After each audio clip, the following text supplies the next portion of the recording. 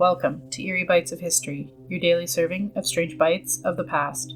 Today, we have a fallen empire, a city torn apart by fire, and a message that crossed across an ocean for the first time, all of which happened on August 16th.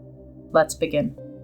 On August 16th, 1945, just days after Japan's surrender in World War II, a man once known as the Son of Heaven was desperately trying to flee. Puyi, the last empire of China, had boarded a plane in a bid to escape the advancing Soviet forces. For decades, his life had been shaped and shifted by political power, first overthrown as a child empire, then propped up by an imperial Japan as a symbol of legitimacy in their conquest of China. But on this day, the imperial dreams finally collapsed.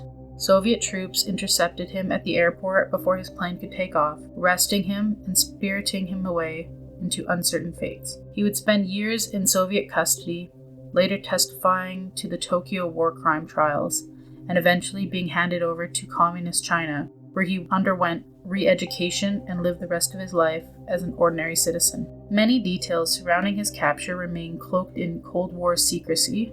Some historians suspect intelligence agencies manipulating the story for propaganda, concealing potential details, secret interrogations, or political bargaining that may have shaped the post-war Asia. Did the Soviets and the Chinese intelligence quietly coordinate the arrest for strategical gain, or was it truly a matter of timing and chance?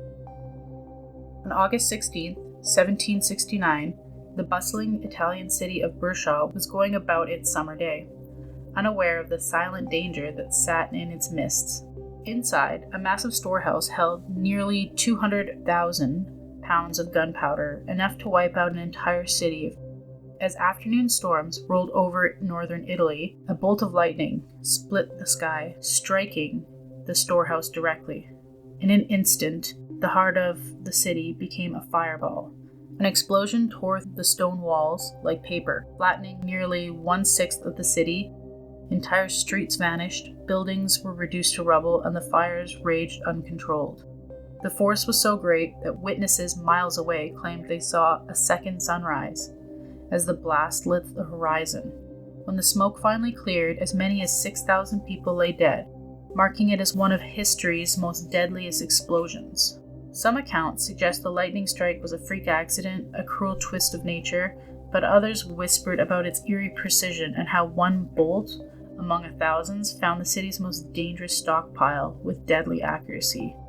Was it truly chance, or did some unknown factor, natural or otherwise, draw that lightning to the target?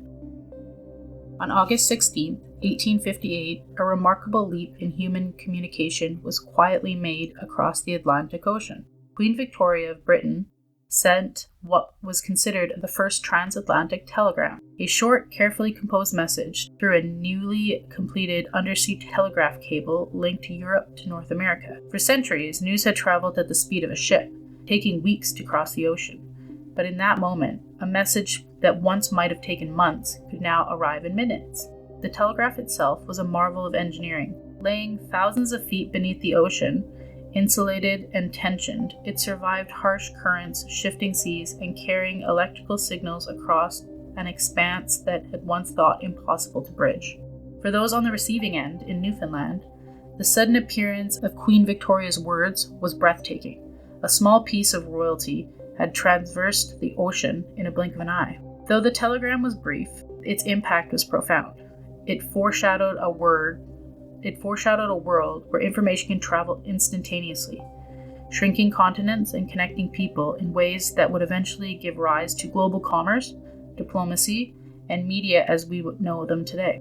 And yet, one can't help but imagine the astonishment of the recipients to hold a message from the monarch delivered not by ship, not by horse, but through the invisible electronic pulses, an almost magical feat for 1858. Imagine receiving a message from the Queen, or like a glimpse from the future that we are only still beginning to understand.